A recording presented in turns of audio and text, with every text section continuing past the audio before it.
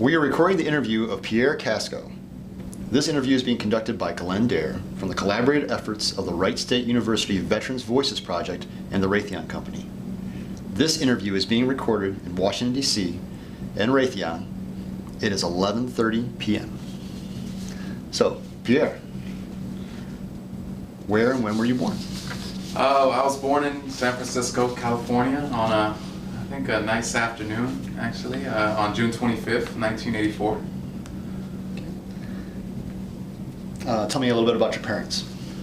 Well, both of my parents are actually immigrants. So my mom, she immigrated from Guatemala as a teenager, and she made it to San Francisco somehow, alone actually, and you know, I have an enormous amount of love and respect for my mother. And my dad, he had a different way to get here. Not so much love and respect for him, but he's there. He was you know, one of those party boys in the 80s. I don't think I have to go much more into that. So that's okay. Yeah. Do you have any brothers or sisters? Yeah. I have one brother, younger than me, and he was. I like to say that he learned from my mistakes too. You know, and I'm proud of my brother. He's 6 years younger than me. He went to school after high school. He graduated, got his bachelor's. Now he's an IT professional. He's been doing that for a few years. I can't say he loves it, but I think he enjoys it. Yeah, I'm proud of him. Okay. Yeah. So he didn't enter the service then? He did not enter the service, no. Yeah, like I said, he learned from my mistakes, which, you know, I think a lot of younger brothers do. I hope so. Yeah. So before you got into the military, what were you doing before it? So I graduated in 2002. I had decent grades actually. I think I graduated in the top 20% of my class.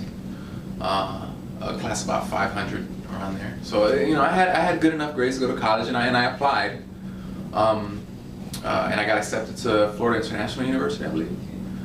And so I went for a week, and you know, I found out that financial aid wasn't covering it because I did the wrong financial aid forms. So, it was during the summer. It was a summer term. I got accepted conditionally because I had, you know, my SATs weren't that great. So, you know, I had to take a summer English and a summer math class. So once I found out, and my head wasn't in the right place either. I had a girlfriend at the time, and then, you know, I had these outside influences telling me, you know, you don't need to go to school. And looking back on it now, I know my mother, she would have done everything possible to help me pay for, you know, that one semester of school. But being the dummy that I was back then, I was like, no, Mom, I'll just drop out. And you know, my girlfriend, she knows somebody. I think at the time she worked at Golden Corral, and she's like, she can get me a job as a dishwasher, and I'll just do that until, you know, I can pay for it. It was all very, very dumb of me. So, that, you know, at the time there was some, you know, there was some fighting with my mother, which I, you know, since then everything is good now. Just because, you know, I had that bad influence of a girlfriend who really wasn't there for my best interests. So my mom, she had married finally after so many years of being single. You know, she never wanted to bring a man in her life while we were still young and growing up. And so once, you know, I had already graduated, I sort of moved out, and she was, you know, moving in with her new husband. And I didn't want to leave the area we were at. So at these times, I was living at a friend's house. So I'll never forget. He had I don't know what these chairs are called. You know, the big wicker chairs with the big circle. Papasan chairs. One of those. He had a Papasan chair, and so what would happen is every night, like we'd be out doing our thing, and then we'd get back. He would put the big Papasan pillow on the floor, and that'd be where I slept for a while. And eventually, my buddy was like, "Man, I think I'm gonna join the National Guard." At the time, we knew each other from high school. I had played an instrument through middle school, and I think my 3 years of high school. By my senior year, I was already done with it. I was like, "All right, this is." But I guess he had been talking to a recruiter, and he said, "You know, we could join the National Guard and be in the band." the Florida National Guard band. I didn't know that was a thing, and at that point I was like done with music. I was like, but I didn't have anything else going on in my life, and I was like, all right, I'll give it a go. So yeah, we went and spoke to the recruiter, and yeah, we signed a contract soon to join the Florida National Guard as an instrument, as a trumpet player. We were both trumpet players, and yeah, that's leading up to it. That's how that went. So what branch of service was it, military? It was in the Army. Army. Yeah, Army National Guard. Why did you choose the Army? Why not another branch for? Well, I guess at the time, not really thinking about it too much. He had already done all the research, and that was my buddy, and young 18-year-old naive, like, hey, that sounds good. You go in, you play an instrument every once in a while, a week and a month, or I think actually that was once a week. That was that commitment. So we'd meet up every Tuesday. You go play an instrument, do a few gigs around the state, and get a little paycheck and get educational benefits. I was like, I can do that. So that's why I chose the Army. Yeah. Okay. Tell me a little bit about your transition from military life, or from civilian life to military life. So, like I said, I was staying on this Papa San pillow until it was time to go to basic. So finally the time came. Me and my friend, my buddy, we left together, and we both got to Fort Sill, Oklahoma. Now, when you're training, when you're going through AIT for National Guard, I guess for musicians, it's not as serious as like an active duty musician. They actually have to go through AIT. That's like rigorous. I'll let you know how this was later. But we got to Fort Sill, which at the time was all male basic in 2002. We left November. It was like November 1st, 2002.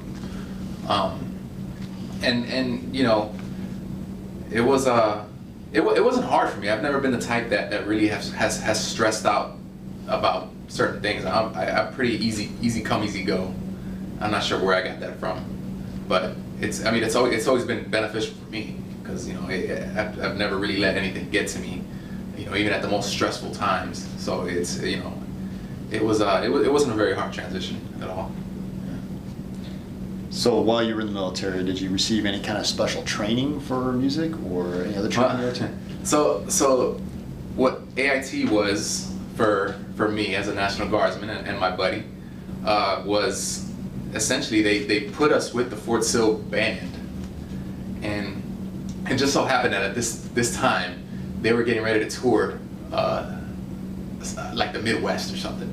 So it was just about 7 people that were left back.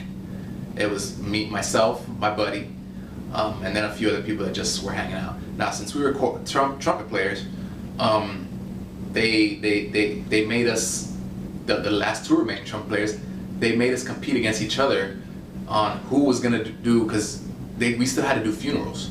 So that was my first experience doing funerals. So it just so happened that I beat my friend, and I would, dress up. I'd be in my greens, and I'd have to go to these funerals, and he'd come with me because he had to be back up, and I'd perform at all these funerals in the Oklahoma area, and we did that for 4 weeks, and it was, it was pretty. It was the funeral part was pretty hard, but aside from that, we didn't have any supervision. Like, we really did not have to. They put us in a building, one of these barracks, that was empty. It was like a ghost town, empty barrack, and they gave us a room there, and it was my friend, myself, and another guy. And it was so weird. Nobody checked on us ever for like about 3 to 4 weeks. Yeah, it was very strange, very strange. Doesn't sound typical of the. It doesn't at all. Which is kind of weird, because it's like, you just graduated basic, and at the time we're still 18. Like, we're 18 years old. We don't have any type of real world experience, but here we are in these barracks by ourselves. Nobody else in the building, and it was real strange, and it was a quick 3 weeks and back to Miami. So we went back to Miami. The unit was cool. Like we met once a week, every Tuesday, and it was basically a rehearsal. So as opposed to the regular National Guard commitment, which is I think a week and a month, 2 weeks a year, it was just that every Tuesday we'd meet, we'd rehearse, And then we had gigs. So if there was something in Tallahassee, we had to ride up to Tallahassee and play. If there was something in Daytona Beach, we'd have to ride to Daytona Beach. So we were all like, I saw a lot of Florida in that probably less than a year. At the time, I was still with my girlfriend, my bad influence girlfriend, and being the irresponsible young man that I was, we messed around and got pregnant. So sustaining the little National Guard life along with working at Foot Locker wasn't gonna do it. So that's when I decided, you know what, maybe I should join the Army active duty, but I'm not gonna be a musician. I really don't have passion for it. I did it because my buddy was doing it. It sounded fun, and it was fun for a minute, and it's like I can't do it for a living though. So that's when I decided, okay, I'm gonna go 42 Lima. I could use that and be a little bit different. What's a 42 Lima? 42 Lima is phased out now. Actually, that was I think it was back in the day. It was an administrative specialist, I think. It was 71, sir. Yeah, then it became 42. So then eventually, when they phased out, they just made us all 42 Alphas, human resources specialists. But I went through 42 Lima school in Fort Jackson. So that was more of a traditional AIT. But even at the time, I wasn't with the traditional straight from basic to AIT guys. I was more with the I think they have a completely different company with people that were reclass and prior service, prior this and that. So it was still a little different, but it wasn't it was definitely not like the AIT experience that somebody fresh from basic would have gotten. Right. So besides Fort Jackson, Mississippi, where else did you serve at? Well, my first duty station, I guess, since they saw that I did so well at Fort Sill for basic training, they sent me back to Fort Sill. So I got to Fort Sill. I think it had to be around July of 2004, July or August of 2004. I went through the 42 Lima AIT. I think I left like in June, and that was like 4 weeks, 4 or 5 weeks, something like that. So yeah, we got to Fort Sill. My son had just been born. Actually, he was born in December of 2003. So he had just been born, and they put me in 3-Corps Artillery. I was in the training room for the HHB, for the headquarters battery. And that's where I started when I got to Fort Sill. Yeah, and then I did some time at Fort Stewart later on.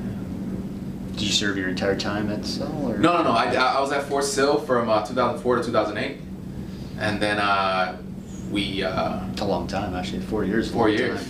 Oh man, I never got lucky. So, and the only reason I got out was because I got in real good with the sergeant major, the CSM of the battalion, and I think he pulled some strings to get me to Fort Stewart, which I don't know how many strings you really have to pull to get you. But Fort Sill was it was definitely an adventure. I started on HHB, and for some reason I don't think my first sergeant really liked me. So it was 3-Corps Artillery where the headquarters battalion was, headquarters battery. It was in a building, 2 floors. Upstairs was HHB, and the first floor was another completely different unit. It was 231st Target Acquisition Detachment. It was a small unit, probably about 30 guys. It was a detachment. It was a radar detachment. So it was a bunch of 13 Romeos, and they were sort of like a laughing stock because nobody really dealt with them. They were small, they barely visible. So like I had a buddy who worked at Supply, and he would call them 230 worst instead of 231st. And well, for whatever reason, my first sergeant, I don't think he liked me. Well, I have an idea why. I mean, I had a motorcycle before I joined the Army, and in Florida, you don't need insurance to have a motorcycle. That's just not a requirement. I didn't know that it was when you're riding on a post. And one day they did an inspection, and I didn't have insurance. I was like, I told him, first sergeant, in Florida you don't need. He's like, you need insurance everywhere. I'm like, first sergeant, you don't though. That's just what it is. And I was like, okay, I need it. Later on, he called me to his office. He said he called the provost or somebody he called, and he said, okay, you're right. You don't need it in Florida, but you're in the Army, so you need it here. I was like, okay, I got it. And so that was one. And then like I used to have a chain with a cross on it that I would wear, and he didn't like that either. That you could see, I guess, a little bit of it. And he was like, just take it off. You don't need it. And I never did, because it had a religious, it was a cross. My mom gave it to me, and I valued it. So after a few months, I think he found a way to pull strings and get me down to 231st Target Acquisition Detachment to work in the training room. But honestly, that was like the best move that could have happened to me, because they weren't bad. It was a great group of guys. The commander was a CW4. And if you know any, by the time you get to CW4, it's hard pressed for anybody to tell a CW4 anything. The first sergeant, the detachment sergeant, he was an E7, and here I was joining the training room as their PAC, I forgot what the acronym was, Personnel Action Center, or whatever it was. And I was taking it over. So I mean, I saw it as an opportunity to really getting good with the guys and kind of like put the things that I thought about them before to rest. And it was, like I said, it's completely opposite. It was a great unit to be a part of. What I didn't know was that as soon as I got there, they were deploying like in 3 months to Iraq. So it was like one of those things where, oh, get ready here. As soon as I got there, like, we're deploying, right? I'm like, I had no idea. So yeah, it was 2005. We were getting ready for it. My wife was pregnant with our second child, my daughter, and I ended up deploying. I had to be October of 2005, I think it was. And yeah, it was that was a fun time. I deployed twice, and completely different units. I deployed when I was in Fort Sill with 231st, and then I deployed a second time when I got to Fort Stewart. Another quick situation, and it was good because you really got to bond with the guys. Like I really made friendships there that I have forever. And we went on convoys. I was the first sergeant driver. The detachment was small, so we had 2 platoons, 2 radar platoons, and then a headquarter platoon, mechanics, us, basically the support supply. So actually, it was 3 platoons. So one of our platoons, one of the radars, was on another FOB, Gaines Mills. That's what it was called, FOB Gaines Mills. It was a tiny FOB. Yeah, it was in the north. We deployed at Kirkuk. Okay. FOB Warrior. So there was Warrior. It was a little FOB. Outside of that? Yeah, it was a nice little drive away. Yeah. So we would convo to take them supplies, mail, radar if there was a problem with the radar. Right. And there were 3 trucks, so we'd go with 3 gun trucks, 3 bomber Humvees, and I was the first sergeant driver, so I would be the first truck. So on mission days, it'd be like, okay, you're terribly nervous, you have all kind of things going on at the same time, but at the same time, it's kind of like exhilarating, because you're setting up the 50 cal on top of the thing, and you're setting up the radios. Half the time they didn't work, but what can you do? Yeah, we did that job a few times. Yeah.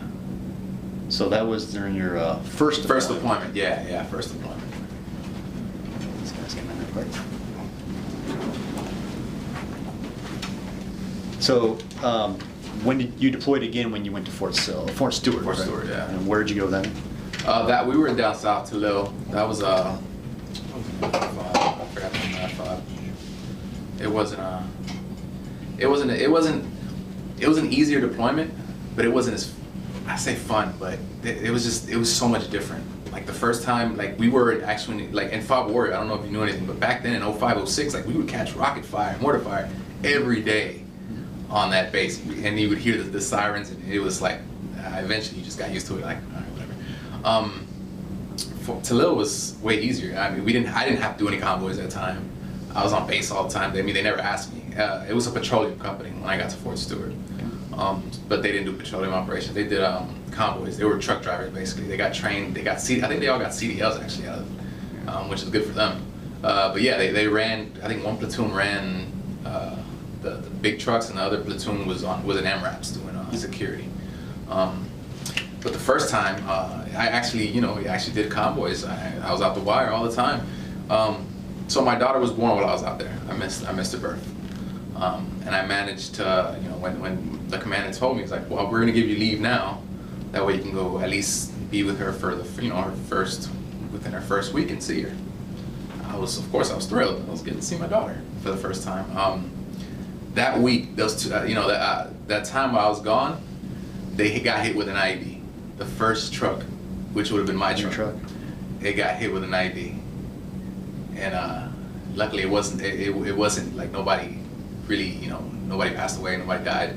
I think the gunner had shrapnel injury, so he's the only one that got a Purple Heart. But yeah, it was just like crazy to me that, while I was gone, that could have been me, that could have been me. Wow. Yeah.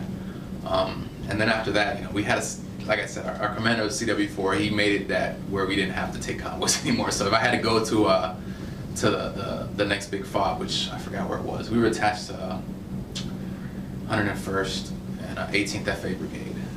I forgot what FOB it was, but whenever I think it was Liberty, maybe. I was gonna say Victory or Victory. Victory was either Victory or Liberty.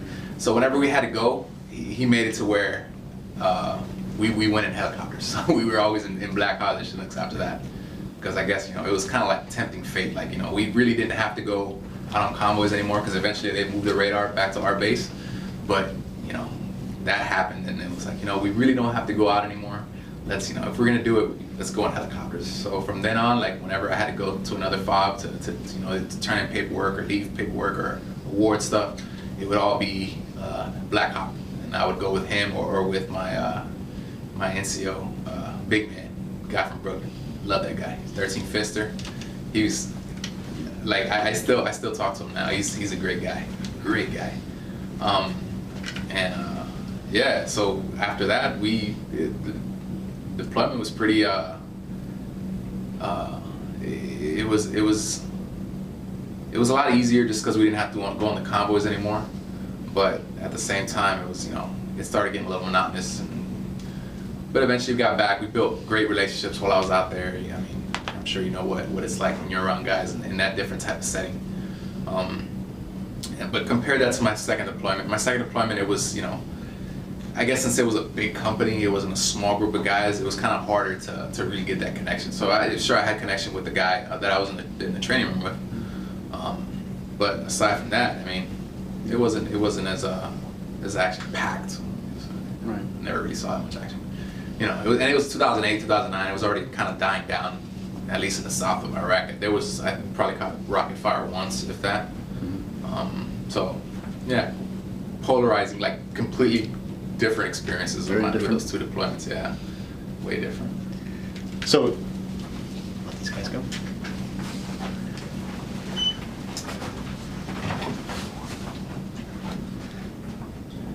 So, tell me how the deployments made you feel. Obviously, you're away from your family. You're away from some pretty major events in your life. How did it make you feel? Well, I was kind of sad, that I missed my daughter's birth. I missed practically her whole first year of life. I mean, I got there and I left, all within she was 2.5 weeks. So I was kind of bummed missing, her, watching her sit up or roll over roll over or sit up or crawl. I missed all that, and I felt terrible about it. And I really thought coming back that she wouldn't know who I was. She wouldn't recognize me, and she would just be scared. She'd see, of course, she'd see pictures of me, but that, what's a picture compared to with babies? You think, if she don't see you every day, she's not gonna know who you are. She's gonna cry. But we got back, and I just, the ceremony when you get back, I just picked her up, and she didn't cry. It's like she knew who I was, and I still feel like she has that connection with me. Like she'll always know that, and she's still so sweet with me, and she's 11 years old, and I hope that it stays that way. Now that she's a teenage, you know, when she starts approaching her teenage years. My son is 13 already, so he definitely knew who I was, but he missed me too, and that, you know, that was kind of sad. Second time was a little more tougher on the relationship between my wife and I, which I understood because, you know, we got together very young, and, you know, she didn't have the opportunities to go out and have fun and do all this stuff. You know, we had our kids while we were young, and, you know, it kind of put a strain on the way, you know, our paths kind of were, you know, we're going, and I understood that, you know. I kind of felt the same way, honestly. So when, you know, she started trying to do her things a certain type of way that I didn't agree with, you know, it kind of put a strain, like, you shouldn't be doing this if we're married. And eventually they kind of, like, you know, it built a bridge big enough to where, you know, maybe we shouldn't be married anymore. And I kind of agreed, though, because at that point I was also, you know, I hadn't lived life yet either. So it definitely put a strain on the family, to where, you know, when I got back, we were already separated. And, you know, we went our separate ways. Of course, the kids were a big consideration, but we managed to get the co-parenting thing right, sort of. So even though we ended up divorcing a few years later, when we after I got back, you know, I've never had a problem, you know, talking to my kids or seeing my kids or picking them up whenever I wanted to. So I mean, that's one thing I could say about her, at least, that, you know, she doesn't have a problem with, as far as the kids, with me, you know, she doesn't get in our way as far as the kids are concerned. So that's good. So when did you get off of active duty? So I got back in 2009 from Iraq the second time, and I was in that petroleum company. And it just so happened that a slot opened up at the Battalion S1, 187 CSSB, and they needed 42 alphas because, you know, sometimes they're few and far. It seems like they're few and far between, and I guess good ones are. So they asked me to move over there. They didn't really ask me. Kind of, you're going over there now. All right. So that was like my first experience in an actual S1 shop. Before that, I was just training rooms. I was, you know, packs and training rooms and doing what I did there. But obviously, you interact with S1s all the time when you're down there because you're taking them lead packets and awards and all that. So I knew what I was getting myself into. I knew what it was going to be like. I got promoted to E5 when I was in Iraq, so, you know, I was coming back to step into that role, and that was a cool experience. They almost sent me back to Iraq, to Afghanistan. They had to deploy for 6 months. Yeah, it came close. It was between me and a woman, E6, who had triplets. When all this was happening, I was in WLC, and at first I kind of fought it because I hadn't been back a year yet from Iraq. And then after I thought about it, you know, I was at WLC, I didn't have nothing else to do after, you know, at night. And I was like, you know, I feel bad, you know, if they sent the mother of triplets, even though she hadn't deployed yet. And I didn't go. You know, I was single already. I was single again, and I knew it was going to be S1 work. I knew it was going to be bad. So eventually, I was like, yes, I'll do it. But at that point, they were already saying, no, she's going to go. So they made her go instead. So I came close to 6 months in Afghanistan.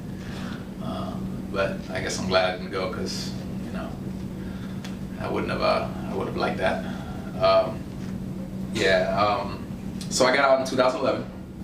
Not really by choice. I kind of got pushed out. So they were making changes to the way 42 alphas were supposed to be, the requirements 42 alphas were supposed to have. They wanted you to have a security clearance, which I didn't have at the time. I was never able to get a security clearance because I had bad credit when I was young. More of my dumb mistakes as a youth. So I ruined my credit to the point where I couldn't get a security clearance. They didn't even want to, you know, when you're filling out the SF-92, is it? You know, they ask you about are you in debt? Do you have any credit? And once I did that, when they see that, they don't even run the rest of it. They're like, okay, you just can't get it. So they made a message. They said, okay, if you're a 42 alpha and you don't have a security clearance, you have two options: you either separate or you go needs of the army. Now you know what needs of the army means: cook, truck driver, you know, something, yeah, awful. So at that point I was like, you know what? I've been in for a few years now. I think I'm gonna try my luck on the outside, and that's what I did. I took my papers. I I went back to Miami, 2011, May 19th, 2011. Yeah. So, what are you doing now? Well, so when I got back, when I got out, you have these pipe dreams of what you think life is going to be like. Hey, I've been in the Army for 9 years. I have all these years of human resources experience. I was an HR manager. I'm going to find a job that's $80,000 a year and be living happily, which of course is not the case. It's one of those rude awakenings that you get. So I knew what I wanted, what I was going to do. Before I actually left to active duty, I had started working at this company called Assurant. And what they tell you is if you're getting ready to go active duty, you tell your company they can't fire you. And I kind of pushed that because they're supposed to hold you a spot for you for 5 years. I kind of pushed that by a few years, but so when I was getting ready to get out, I called them. I said, look, my active duty time is ending. I want to come back. And they said, okay, that's fine. Of course, I thought I was going to go back and I had HR experience. I'm going to go join HR. No, that's not the case. So they ended up finding me a spot as a data entry processor. It's exactly what you think it is. No, it's awful. It was awful work. It was, first of all, it was low salary. I think I was getting $26,000 a year, $27,000 a year. Yeah, it was awful. And basically, the department I worked in, we would force place insurance on a copy machine, a trailer, a tractor. These things are expensive. A copy machine, one of the big ones, could cost like $2,000, $3,000. And the finance company, if they don't have insurance, they send it to us, and we force place our insurance. So my job was to get their insurance certificate, get all the information that I had, and put it in a database all day. I did pretty good on it though. I had high numbers, so I was very productive and I was accurate. So them taking notice, I moved up pretty quickly. This was 2011 after I got out. By 2012 or early 2013, they were changing the structure of the department, so they made a different position. It was an operations technician. So it was no more data processing. It was now actual thinking, job. Like I dealt with the files more, and it was more thinking work, which I enjoyed because it was like, okay, you get a little pay raise and you're doing something different than just typing the same stuff all day and looking at insurance certificates. So, but I at that time, I was moving up. I think my salary had jumped up a little bit. I was about 42. I was like, okay, in 4 years, this was from 2011 to 2014, I went from 27 to 42. Hard work gets you places. Obviously you're leaving the Army, you have that ethic, you have that work ethic, you have values, you have leadership, you have all that, everything that they break down in you and build you back up in training, you have that inside of you. So through hard work, I was able to move up. But there came a point to where all that hard work, it takes you to a certain point before they really start wanting education. So finally, I was the worst, most stubborn person when I got out.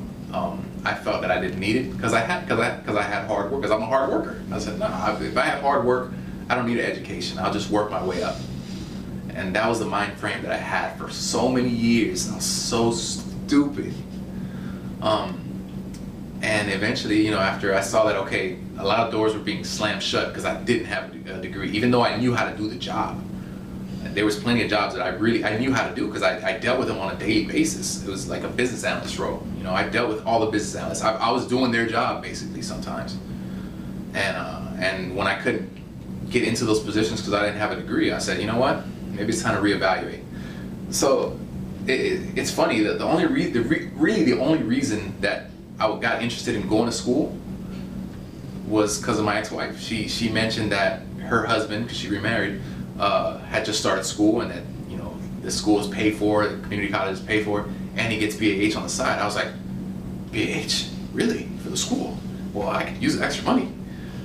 So that's really what got me interested in going to school, and it wasn't even the right reason. Like, it wasn't to go learn, to better myself. It was, oh, I see more paycheck, I see more money. So I did. I started inquiring, and it's like a switch was like flicked on.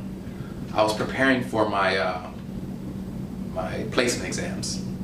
I knew that I didn't want to be placed in remedial classes. I was like, I'm not going to do remedial classes. I'm going to prepare my ass off, and I'm going to be placed into the regular classes because I'm not wasting these benefits and not getting anywhere with them.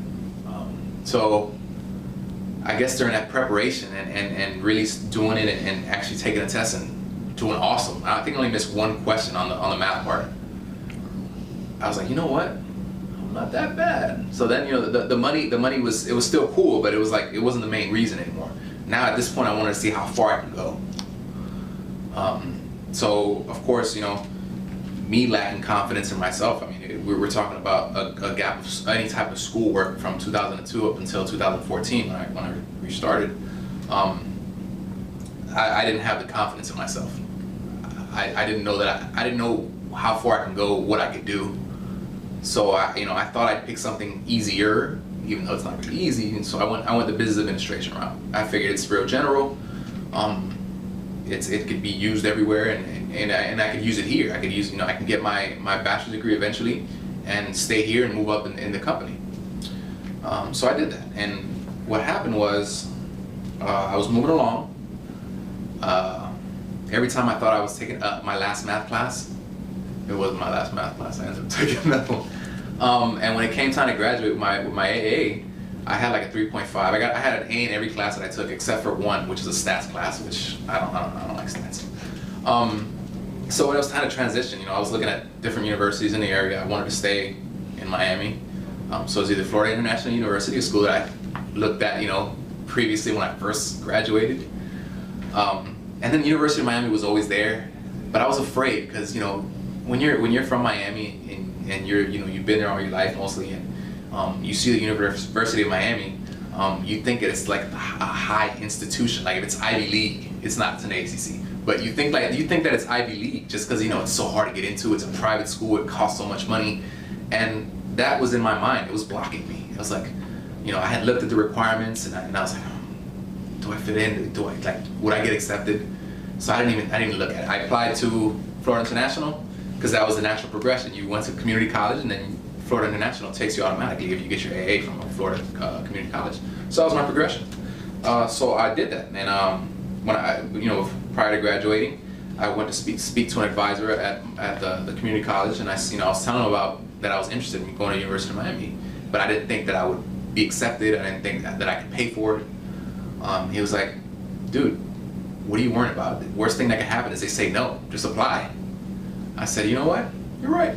So I applied. I went and I asked 2 professors for letters of recommendation. I did some research on how I was going to pay for it. University of Miami is great. They have Yellow Ribbon program, which pays for whatever the VA doesn't pay for. And a few months later, I got that orange envelope saying, congratulations, you're a Kane. That was one of the best days ever. Because here I am, going through all the stuff that I've been through previously. Here I am, getting accepted to the University of Miami, about to start at a dream. It was like a unicorn. It was like a dream school for me growing up. I had also started building up this little confidence inside of me, like, hey, you know what? I'm doing pretty good in these classes. So I ended up taking my last class at community college after I had graduated was pre-calculus algebra and trigonometry. Because I was like, okay, I'm gonna do a STEM degree. That is my next goal. So everything I did positioning up to that point, after that was, I'm gonna go get a PhD. I'm gonna be a scientist because it's crazy to think that I am going to be a scientist. So I did that. I picked geology because I enjoy the department head. He gave a talk. Originally I was gonna go into the University of Miami as a computer scientist, and that's how I got accepted. Computer science major. But once I heard the geology head department chair, Hal Watts, love the guy. Once I heard him talk about the program and what they do and how they get to go out in the field all the time and you don't have to be behind a desk and you can do this, I was like, that sounds fun. I could do that. So I immediately switched to geology quick, and I didn't look back. I chose math as a minor. So like I said, every time I thought I was done doing math, here came another math class. And yeah, everything I did up until that point was made for me to be a scientist. I took a GRE, you know, I applied for graduate schools. I got accepted into a graduate school, into a PhD program, University of Maryland. And I began that program in August. But it is a very lonely road, a very lonely journey on that PhD life. And it just was not for me.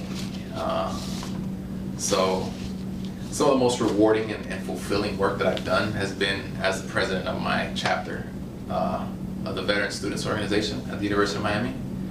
And I thought that it would be so great to find a career, a path that led me to continue working with other veterans like myself that think that they can't do something because they haven't tried it. They have that mental block.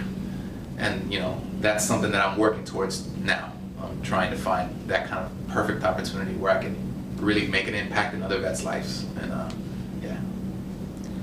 It sounds like the military, besides the hard work ethic that you had and obviously the confidence, was there anything else from the military that you attribute to where you're at today because of the military?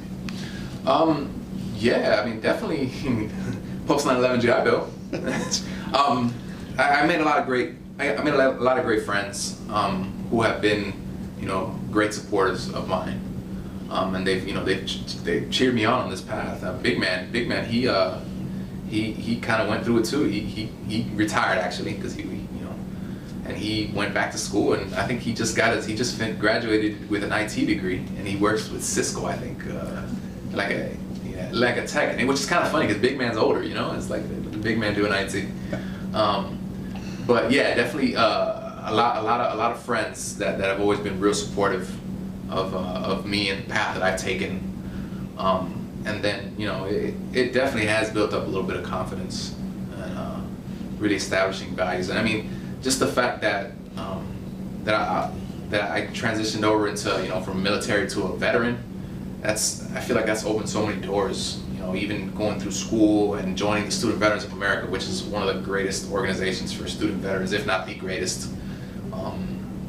It's opened a lot of doors, to be honest.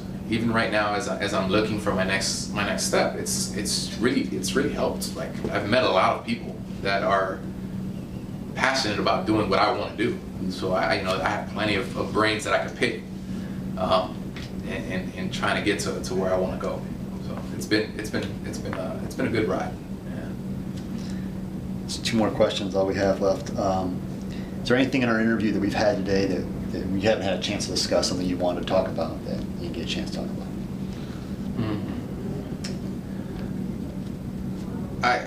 I feel like I don't give enough credit to my mother.